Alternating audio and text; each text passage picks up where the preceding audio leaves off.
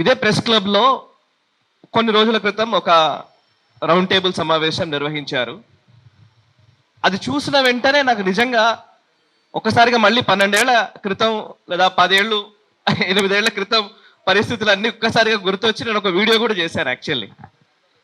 అందులో ఏంటంటే ఈ ఆంధ్ర బూట్ల కింద తెలంగాణ ఇంకెంతకాలం నలిగిపోవాలి అనే కాంటెక్స్ట్లో ఒక టైటిల్ పెట్టారు. 12 సంవత్సరాల తర్వాత మనం మాట్లాడుతూ ఉంటే దానికి నిజంగా ఆ రౌండ్ టేబుల్ సమావేశంలో నేపథ్యం ఏంటి, అసలు సడన్ గా తెలంగాణకు ఆంధ్రాకు గొడవ ఏంటి, తెలంగాణ వర్సెస్ ఆంధ్ర అనే కోణం ఎందుకు వచ్చింది, ఇది నాకు అసలు వచ్చిన ఫస్ట్ ప్రశ్న. దానికి ఏంటంటే నేపథ్యం ఏంటి అని అంటే కనుక ఒక ప్రొఫెసర్ నాగేశ్వర్ గారు చేసిన వ్యాఖ్యలు, ఆ వ్యాఖ్యలకు జనసేన పార్టీ లేదా తెలుగుదేశం పార్టీ నుంచి వచ్చినటువంటి రియాక్షన్స్, అనంతర కాలంలో ఏదో ఒక తెలంగాణ వర్సెస్ ఆంధ్ర అన్న కోణంలోకి మారిపోయింది. నిజానికి ఆ వ్యాఖ్యలు చేసినట్టు నాగేశ్వర్ గారే వ్యాఖ్యలు వెనక్కి తీసుకుంటానని ప్రకటించారు. వ్యాఖ్యలు వెనక్కి తీసుకుంటానని ప్రకటించిన తరువాత ఒక రౌండ్ టేబుల్ పెట్టి తెలంగాణ వాళ్ళ మీద దౌర్జన్యం ఏంటి అనే, అసలు తెలంగాణకి ఆంధ్రకి గొడవ ఏంటి, ప్రొఫెసర్ నాగేశ్వర్ గారు ఎందుకు వచ్చారు దీంట్లోకి, ఇక్కడే నాకు అసలు కొంచెం కన్ఫ్యూజ్ అయింది. ఎందుకు అంటే నేను తెలంగాణ ఉద్యమం పీక్స్లో ఉన్న టైంలో తెలంగాణ వాదిగా లేదా వాదాన్ని వినిపించే వ్యక్తిగా, ఇంకా చెప్పాలంటే అసలు మీడియాలోకి వచ్చే కొత్తల్లోనే అనేక వివక్షలకు గురైనాం మేము. తెలంగాణ ప్రజలు వివక్షలకు గురైన మాట వాస్తవం.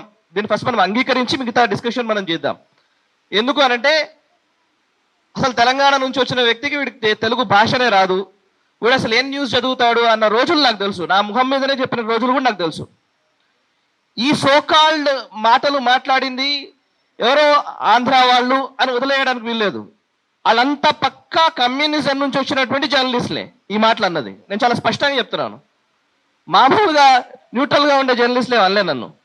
బట్ అఫ్ కోర్స్ దాన్ని ఛాలెంజ్గా తీసుకున్నాము, అధిగమించే ప్రయత్నం చేశాము, డిక్షన్ ఇంప్రూవ్ చేసుకున్నాము, ఒక దశకు వచ్చాము.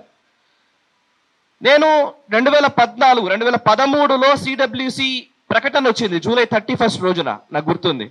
జూలై 31 రోజు సిడబ్ల్యూసి తెలంగాణకు అనుకూలంగా ప్రకటన చేసిన రోజు లైవ్లో కూర్చున్నాను నేను 10 టీవీలో. ఆ టైంలో 10 టీవీ యాజమాన్యము సిపిఎం పార్టీకి పెట్టినటువంటి ఛానల్ అది. అక్కడ కమ్యూనిస్ట్ పార్టీ సిపిఎం పార్టీ సమైక్యవాదానికి కట్టుబడి ఉంది, వాళ్ళు సమైక్యవాదమే ఉండాలని అన్నారు. అండ్ దానికి మేనేజింగ్ డైరెక్టర్గా అప్పుడు ప్రొఫెసర్ నాగేశ్వర్ గారు పనిచేశారు. నాకు తెలిసి 2013-14 టైంలో ఏపీ ఎన్జిఓల సభ నాకు చాలా గుర్తుంది. ఏపీ ఎన్జిఓలు ఇక్కడ సభ నిర్వహించినప్పుడు ఎల్బీ స్టేడియం దగ్గర ఒక సమైక్యవాది ఒకడు ఇలా ఆ పక్కన అసెంబ్లీని వాటిని చూపించుకుంటూ ఇట్లా గొంతు కోస్తానని చెప్తున్నటువంటి విజువల్ని పదే పదే చూస్తూ బాధపడ్డ రోజులు తెలుసు. దాన్ని రిపోర్ట్ చేసిన రోజులు కూడా నాకు గుర్తున్నాయి. ఆ రోజులు ఉన్న ఎమోషన్స్ చాలా సీరియస్, ఒక పీక్స్లో ఉన్న ఎమోషన్స్లో ఉన్నప్పుడు ఇందాక కప్పర్ ప్రసాద్ గారు అంటున్నారు, నిజంగా ఆ రోజులు ఉన్న పరిస్థితుల్ని మేము మా అనుభవాలు మాకు గుర్తొస్తుంటే కూడా ఒక్కోసారి అనిపిస్తూ ఉంటుంది, ఒక చారిత్రక సందర్భంలో మనం ఉన్నాం కదా అని. ఆ టైంలో ఓవైపు కేసీఆర్ సభ వస్తున్నా, ఓవైపు తెలంగాణ సభలు ఈవెన్ ప్రొఫెసర్ కోదండరామ్ గారు, అప్పుడు ప్రొఫెసర్ జయశంకర్ గారు వీళ్ళు మాట్లాడుతున్నటువంటి సభల్ని తక్కువ నిడివి ఇచ్చి, ముఖ్యంగా సమైక్యవాదానికి ఎక్కువ నిడివి ఇచ్చినటువంటి ఛానల్గా 10 టీవీకి ఆ రోజుల్లో ముద్ర ఉంది తెలంగాణ ప్రజల్లో. ఇవాళ ఏం మాట్లాడుతున్నాం మనం, తెలంగాణ వాది ఎప్పుడయ్యారు ఆయన, నాకు ఇది అర్థం కాలే. రెండోది, తెలంగాణ వాదమే నిజంగా ఈరోజు గొడవ కాదు, వాళ్ళ దృష్టికోణం వేరు. ఎప్పుడైనా సరే వాళ్ళు ఒక విలన్ని తయారు చేస్తూ ఉంటారు. కమ్యూనిస్ట్ సిస్టమ్ అంతా కూడా మొదటి నుంచి మనం అబ్జర్వ్ చేస్తే ఒక విలన్ని తయారు చేస్తారు. ఆ విలన్ని చూపించి మొత్తం ఆటంతా ఆడుతూ ఉంటారు. వాళ్ళకు విలన్ ఎవరు అని అంటే కనుక మొదటి నుంచి కూడా వాళ్ళు కొంతకాలం పాటు బ్రిటిషర్ల దౌర్జన్యాలన్నిటినీ వైట్ వాష్ చేయడం కోసం హిట్లర్ అయిన తోడు తీసుకొచ్చి పెట్టారు.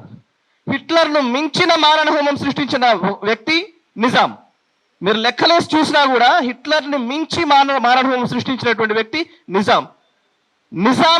ఇప్పుడు మనం తెలంగాణ వాదం అన్న ప్రతిసారి తెలంగాణ అన్న పదం రాగానే నిజాం చరిత్ర వరకు పోయి ఆగిపోతుంది. నిజాం చరిత్రతో కట్ చేసేస్తారు అంతే.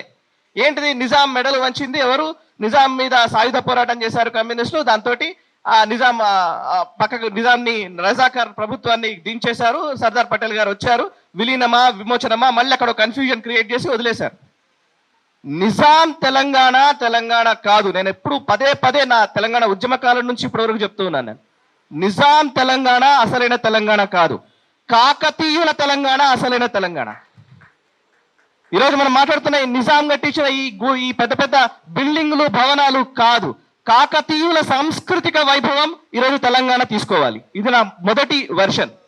ఎందుకు అంటున్నానంటే, మీరు అబ్జర్వ్ చేస్తే నేను 2001 ఆ టైంలో, నేను ఇంటర్మీడియట్ ఆ టైంలో హైదరాబాద్కి వచ్చాను. హైదరాబాద్కి వచ్చిన కొత్తల్లో నాకు తెలిసి ఇక్కడ ఉన్న వాళ్ళందరి అనుభవంలోనే ఉంటుంది. నాకు తెలిసి ఇక్కడ ఎక్కువ హిందీలోనే మాట్లాడేది, మొత్తం ఉర్దూలోనే మాట్లాడుతూ ఉండేది. బస్సుల్లో కూడా పాసులు తీసుకుంటే పాసులలో కూడా హిందీ ఉంటేనే ఇక్కడ బతకగలుగుతాం అనే భావన ఉండేది. నాకు తెలిసి ఎప్పుడైతే ఐటీ బూమ్ మొదలైందో, కొంత ఆంధ్ర వాళ్ళ ఇక్కడికి రావడం మొదలు పెట్టారో, అప్పుడే మనకు కొంచెం తెలుగులో మాట్లాడడం అలవాటు అవుతూ వచ్చింది. 2003, 2004 తర్వాత నుంచే తెలుగులో ఎక్కువ మాట్లాడడం. హైదరాబాద్ బేసికల్లీ అంటే ఏంటంటే, ఇదంతా ఒక ఇస్లామిక్ కల్చర్గా దీన్ని చూపించే ప్రయత్నం. నేను ఎప్పుడు అంటూ ఉంటాను, ఉస్మానియా బిస్కెట్లో నా సంస్కృతి ఎందుకు అవుతుంది? ఉస్మానియా బిస్కెట్లో ఇరానీ ఛాయ్నో నా తెలంగాణ సంస్కృతి ఎందుకు అవుతుంది? అయితే గీతే సర్వపిండి నా సంస్కృతి అవుతుంది. కానీ ఈ మాట నేను పదే పదే అంటే ఏంటంటే, కావాలని ఒక ఇస్లామిక్ వాదనని తెలంగాణలో జొప్పించి అదే తెలంగాణ అనే కోణంలోకి దాన్ని తీసుకొచ్చి నిజాం చాలా గొప్పవాడని కీర్తించినటువంటి నా దాఖలాలు కూడా మనకు తెలుసు. ఇప్పుడు ఇక్కడ జరుగుతున్న ఈ వివాదం అంతా కూడా, ఈ తెలంగాణ వర్సెస్ ఆంధ్ర వివాదం అంతా కూడా ఎందుకు తీసుకొస్తున్నారంటే, ఒక వ్యక్తి కోసం జరుగుతున్నది కాదు. రాబోయే రోజుల్లో జరిగే రాజకీయ పరిణామాలను ముందే ఊహించి దాన్ని జరగకుండా చేసే ఒక కుట్ర. రాబోయే రోజుల్లో తెలంగాణలో రాజకీయ సమీకరణలు మారబోతున్నాయి. ఈ మారుతున్న రాజకీయ సమీకరణలను దృష్టిలో ఉంచుకొని ఆ వైపు అడుగులు వేయకుండా, అంటే ఒక సాంస్కృతిక జాతీయవాదం వైపు తెలంగాణ అడుగులు వేస్తోంది. తెలంగాణ గడ్డ కమ్యూనిజంని చూసింది, సోషలిజంని చూసింది, అనేక ఇజాల్ని చూసింది, ఈవెన్ మావోయిజం, నక్సలిజంని కూడా చూసింది. ఇక మిగిలింది హిందూయిజం. ఈ హిందూయిజం రాకుండా ఉండాలంటే ఇవాళ తెలంగాణ వర్సెస్ ఆంధ్ర గొడవ మొదలు కావాలి. సో ఇది గొడవ మొదలైతే ఇప్పుడు ఇక్కడ హిందుత్వ, సాంస్కృతిక జాతీయవాదము లేదా జాతీయవాద భావనలు ఇది చెప్పేటువంటి భారతీయ జనతా పార్టీ లోపలికి రాదు, అండ్ దానికి అనుకూలంగా ఉండేటువంటి వ్యక్తులు లోపలికి రారు. సో కోణంలోనే ఇప్పుడు ఈ యాక్టివిటీ అంతా నడుస్తోంది. నిజానికి మీరు నాకు ఎవరు ప్రస్తావించారు, ఎంఐఎం పార్టీ శ్రీకృష్ణ కమిటీకి సమైక్య రాష్ట్రంగానే ఉంచాలి, లేదంటే రాయల తెలంగాణ చేయాలి, కానీ తెలంగాణ ప్రత్యేక రాష్ట్రం ఇవ్వకూడదు అని శ్రీకృష్ణ కమిటీకి నివేదిక ఇచ్చాడు. ఆ ఎంఐఎం తోటి టిఆర్ఎస్ పార్టీ 10 సంవత్సరాలు పొత్తు పెట్టుకుంటుంది, కాంగ్రెస్ పార్టీ ఇప్పుడు పొత్తులోనే ఉంటుంది. ఎంఐఎం ఇవాళ తెలంగాణ వ్యతిరేకి కానే కాదు, బికాస్ మైనారిటీ. ఇక దానం నాగేందర్, నాకు గుర్తు హెచ్ఎంటీవీలో ఉన్న టైంలో దానం నాగేందర్ అనుచరులు దాడి చేస్తే ఉస్మానియా యూనివర్సిటీ విద్యార్థులతో డిస్కస్ చేసిన రోజులు నాకు తెలుసు. స్టూడియోకి వస్తే ఈవెన్ అందులో అప్పుడు రాజారాం యాదవ్ అనుకుంటా, లేకపోతే OUJSకి సంబంధించిన మన కొప్పుల రాజు, ఇట్లా చాలా మంది విద్యార్థులు వస్తే విద్యార్థులతో ఇంటర్వ్యూలు చేసిన రోజులు నాకు తెలుసు. దానం నాగేందర్ అనుచరులు వచ్చి కొడితే ఇక్కడ దెబ్బలు చూపించినటువంటి విజువల్ తెలుసు, వాళ్ళ వెనక్కి చూస్తే కనబడుతుంది. దానం నాగేందర్ 10 సంవత్సరాలు టీఆర్ఎస్ పార్టీలో ఉంటాడు, తర్వాత ఇప్పుడు కాంగ్రెస్ పార్టీలో ఉంటాడు. ఆయన తెలంగాణకు వ్యతిరేకం కాదు, రేవంత్ రెడ్డి. సో ఆయన తెలంగాణకు వ్యతిరేకం కాదు. అసలు ఏం మాట్లాడుతున్నారు వీళ్ళు? ఇంకోటి, ఇప్పుడు ఈ మధ్య కాలంలో మనం తెలంగాణ, ఈవెన్ కొండా సురేఖ మానుకోటలో, మహబూబాబాద్ అనుకుంటా, మహబూబాబాద్లో అక్కడే కదా మానుకోటలో రైల్వే స్టేషన్లో రాళ్ళు ఇస్తారు. అప్పుడు ఇదే హరీష్ రావు వీళ్ళందరూ పోతుంటే రిపోర్ట్ చేసినాం లైవ్ రిపోర్టింగ్లో. సో అంటే ఆ మానుకోట విధ్వంసం మర్చిపోయారు. టీఆర్ఎస్ పార్టీలో కొండా సురేఖ జరగానే అయిపోయింది, తెలంగాణ వాదం పోయింది, అన్ని మిగతా వచ్చినాయి. ఎవరికి చెప్తున్నారు తెలంగాణ వాదము? ఎవరు వినాలే? ఎందుకు ఇది నాకు అర్థం కావట్లేదు. సరే, ఇప్పుడు నేను 12 సంవత్సరాల తర్వాత ఇవాళ మళ్ళీ మనం తెలంగాణ ఉద్యమము, మళ్ళీ ఆ సమైక్యవాదులకు ఇవన్నీ తీసుకురావాలని నేను అనట్లే. సమస్య ఏంటంటే, ఒక ప్రొఫెసర్ చేసిన వ్యాఖ్యలని ఇవాళ తెలంగాణ వర్సెస్ ఆంధ్ర వైపు ఎందుకు తీసుకెళ్తున్నారు? ఆ వ్యాఖ్యలు ఆయన్నే వెనుక తీసుకున్నాడు అంటే, నేను ఇందాక చెప్పిన కాన్స్పిరసీ, రాబోయే రోజుల్లో జరిగే కుట్రల్ని బేస్ చేసుకొని జరుగుతున్నటువంటి ప్రయత్నం ఇదంతా. ఇక చివరిగా కమ్యూనిస్ట్ పార్టీలు తెలంగాణ ఉద్యమానికి లేదా తెలంగాణ రాష్ట్రం ఏర్పడాలని సిపిఐ ఏమో సపోర్ట్ చేస్తుంది, సిపిఎం ఏమో సమైక్యవాదం అంటది, తెలంగాణకు వ్యతిరేకంగా స్టేట్మెంట్ ఇస్తుంది. సిపిఐ గతంలో ఎమర్జెన్సీకి సపోర్ట్ చేసిన సిపిఐ, ఎమర్జెన్సీ ఇందిరాగాంధీ విధించినప్పుడు ఎమర్జెన్సీకి బాహాటంగా సపోర్ట్ చేసినటువంటి communist party of India CPI ఈరోజు ప్రజాస్వామ్యం గురించి రాజ్యాంగం గురించి మాట్లాడుతుంది. వాళ్ళు మాట్లాడొచ్చు, ఏం కాదు. మావోయిస్టులు అసలు రాజ్యాంగమే ఉండకూడదు, బూర్జువా రాజ్యాంగం అని చెప్పినటువంటి నాయకులు. బూర్జువా రాజ్యాంగం ఇది, ఈ రాజ్యాంగం పనికిరాదు, ఈ రాజ్యానికి వ్యతిరేకంగా కొత్త రాజ్యం క్రియేట్ చేయాలి, అది విప్లవం ద్వారానే సాధ్యపడుతుందని చెప్పినటువంటి మావోయిస్టులు వరవరరావు గారిని అరెస్ట్ చేయగానే మాకు మానవ హక్కులు ఉన్నాయంటారు. మానవ హక్కులు ఎక్కడ ఉంటాయండి? రాజ్యాంగంలో ఉంటాయి. రాజ్యాంగం కల్పించిన హక్కులు కావాలి, కానీ రాజ్యాంగానికి విరుద్ధంగా పోరాడతారు. ఇంత హిపోక్రసీ, ఇది ఒక ద్వంద్వ ప్రమాణాలతో కూడినటువంటి ఈ హిపోక్రసీని పదే పదే పదే పదే తెలంగాణ ప్రజలకు రుద్దే ప్రయత్నం జరుగుతోంది. ఈ రుద్దుతున్న ఈ విషయాన్ని ప్రజలకు తెలియజేయాల్సిన బాధ్యత మనందరిపైన ఉంది. ఆ ప్రయత్నం చేస్తున్నందుకు ఫస్ట్ అభినందనలు. ఇక చివరిగా పొలిటికల్ ఈక్వేషన్స్ చూద్దాం. 2009 ఎన్నికలలో టిఆర్ఎస్, టీడీపీ, అదేవిధంగా కమ్యూనిస్టులు అందరూ కలిసి పోటీ చేస్తారు. తెలుగుదేశం పార్టీ చంద్రబాబు నాయుడుతో 2009లో పోటీ చేస్తే తప్పలేదు. 2004కు వచ్చేసరికి బీజేపీతో జతగట్టేసరికి తెలుగుదేశం పార్టీ కథం అయిపోయింది, అంటరాని పార్టీ అయిపోతుంది.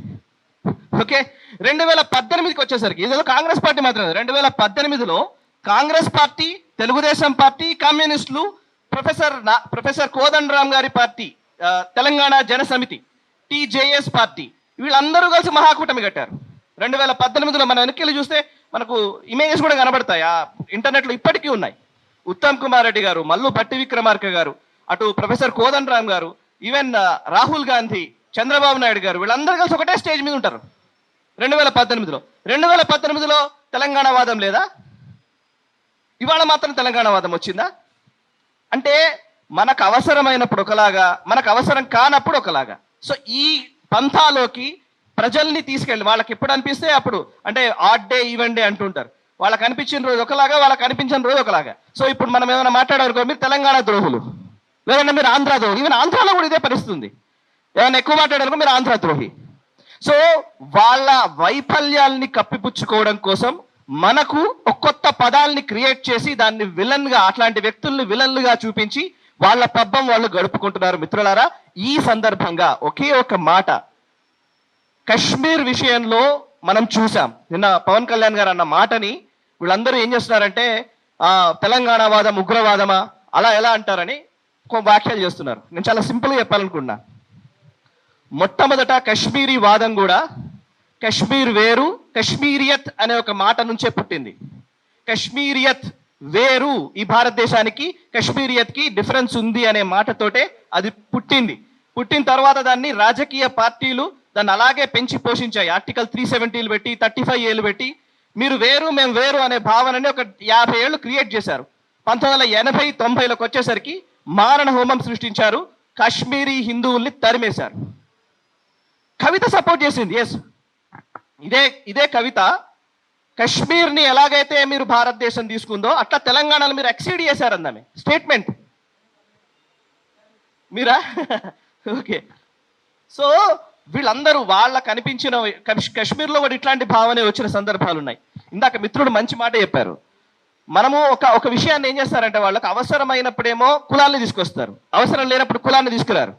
ఫర్ ఎగ్జాంపుల్, బంగ్లాదేశ్లో హిందువుల మీద దాడులు జరుగుతున్నాయి, పాకిస్తాన్లో హిందువుల మీద దాడులు జరుగుతున్నాయి. అక్కడ హిందువులు అంటారు, ఎందుకంటే తెలివిగా అక్కడ నిజానికి ఈరోజు దాడులకు గురవుతుంది దళితులు, బడుగు బలహీన వర్గాలకు చెందిన వాళ్ళు చాలా మంది వాళ్ళ దాడులకు గురవుతున్నది. అక్కడ పాకిస్తాన్ వాళ్ళు అక్కడే మగ్గిపోయారు. కొంచెం అగ్ర కులాలకు చెందిన వీళ్ళు బయటకు వచ్చేసారు, అంతో ఎంతో డబ్బులు కొంత కూడగట్టుకున్నారు, ఏదో చేసి వచ్చేసారు. బట్ అక్కడ నిలిచిపోయిన వాళ్ళంతా వాళ్ళే. జోగేంద్రనాథ్ మండల్ ఉదాహరణ. జోగేంద్రనాథ్ మండల్ గారు ఇలాగే అంబేద్కర్ గారు లాగా ఆయన పాకిస్తాన్కి సపోర్ట్ చేశారు, దళిత నాయకుడు, బంగ్లాదేశ్కి సంబంధించి ఆయన అక్కడ వెళ్ళిన వ్యక్తి. 1950కి వచ్చేసరికి ఊచకోతలు కోయడంతో ఆయన వచ్చి మళ్ళీ కోల్కతాలో సెటిల్ అయ్యారు. సో దళితుల పైన జరుగుతున్నటువంటి దాడుల విషయం వస్తేనేమో పాకిస్తాన్లో మైనారిటీలు ముస్లింలు చేసే దాడులు వచ్చినప్పుడేమో హిందువులు ముస్లింలు అదొక ఇరు వర్గాల ఘర్షణ. ఇక్కడ మాత్రం అగ్రవర్ణాలు దళితులపై ఊచకోతలు. సో సెలెక్టివ్ అప్రోచ్, ఈ సెలెక్టివ్ అప్రోచ్ తోటే ఇవాళ తెలంగాణ వర్సెస్ ఆంధ్ర అనే ఒక లేని అంశాన్ని తెరపైకి తెచ్చారు. దీన్ని మనం ముక్త కంఠంతో ఖండించాలి. భారత్ మాతాకి జై. తెలంగాణ ఉద్యమం ఏ ఒక్కరి సొత్తో కాదు, సబ్బండ వర్ణాలు ప్రతి ఒక్కళ్ళు, అంటే ఇందులో సకల జనుల సమ్మె అనే మాట పేరుకు చెప్పలే, సకల జనులు కలిసి పోరాడినటువంటి నేల ఈ తెలంగాణ. ఈ తెలంగాణ గడ్డ మీద ఎవడైనా తప్పు చేస్తే ఇక్కడనే బొంద పెడదాం, బయటోడు తప్పు చేస్తే పొలిమేరలు దాటేదాకా తరిమి కొడదామని కాళోజీ గారు చెప్పారు. ఎస్, ఆ స్ఫూర్తి వాళ్ళ కావాలి.